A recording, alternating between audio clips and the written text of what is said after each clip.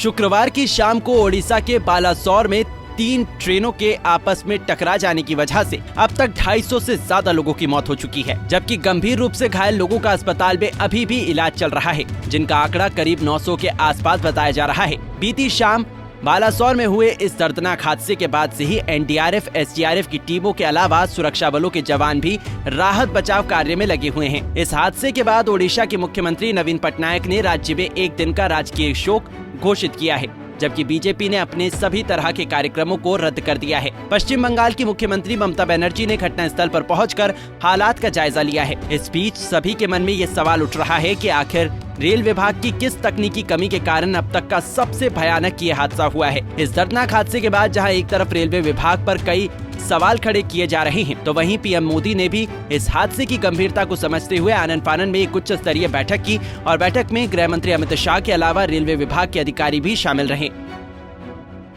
कैसे टकराई आपस में 3 ट्रेनें?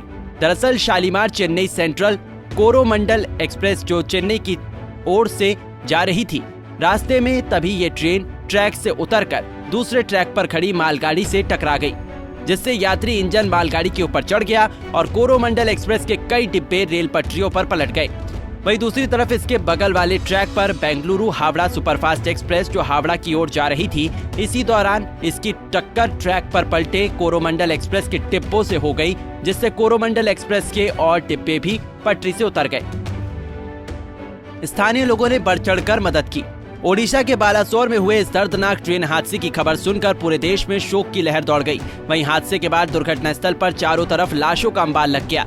लोग अपनी अपनी जान बचाने के लिए चीख पुकार मचाते रहे। चारों ओर लोगों की चीखें, चिल्लाने की आवाज सुनकर स्थानीय लोग वहां मदद के लिए पहुंचे। ट्रेन के जो डिब्बे टक्कर के बाद सही स्थिति में रहे, उनमें से लोगों को सुरक्षित निकालने के लिए स्थानीय लोगों ने खूब मदद की। साथ ही दुर्घटना में घायल हुए लोगों को भी स्थानीय लोगों ने आनन फानन में अस्पताल पहुंचाया। इस दौरान अस्पताल में घायलों को ब्लड डोनेट करने के लिए भी शाम से ही स्थानीय लोगों की खूब भीड़ जुटने लगी थी। ट्रेन में जो दुर्घटना हुआ है, इसी के लिए हम ब्लड देने के लिए आए हैं। भद्रक हमारा डिस्ट्रिक्ट मेडिकल ब्लड कैंप में हमारा संगठन आया है। 22-25 से आदमी लेकर आया हूँ ब्लड देने के लिए। अपना मर्जी सो इच्छा से निस्वार्थ में हमने ब्लड देने के लिए आए हैं भद्रक मेडिकल, कि हमारा ब्लड लेके कोई किसी का जिंदगी बच जाए, इससे खुशी और दुनिया में कुछ नहीं है। इसलिए हमारा सो इच्छा से हमने आए हैं ब्लड देने के लिए। मैं ब्लड देने आया यहाँ। ये जो ट्रेन एक्सीडेंट हुआ बहानागम है, वहाँ कितना आदमी का निहत हुआ है और बाकी इंजर्ड हुए हैं और उनका ब्लड दरकार है इमरजेंसी में, इसीलिए यहाँ आके ब्लड दे रहा हूँ।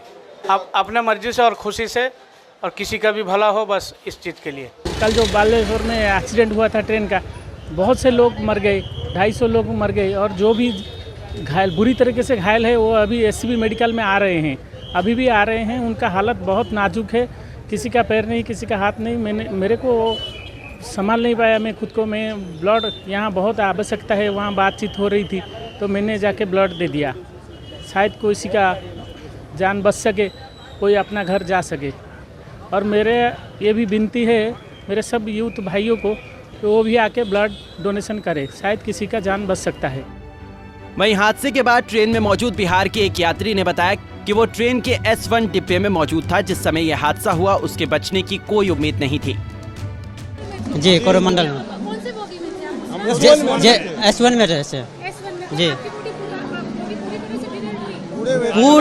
पूरा उल्टा हो गया, पूरा ऐसे पलटी हो गया है। उस वक्त के बारे में थोड़ा बताइए, क्या उस समय फील हुआ? कुछ गाड़ी पलटी किया अचानक,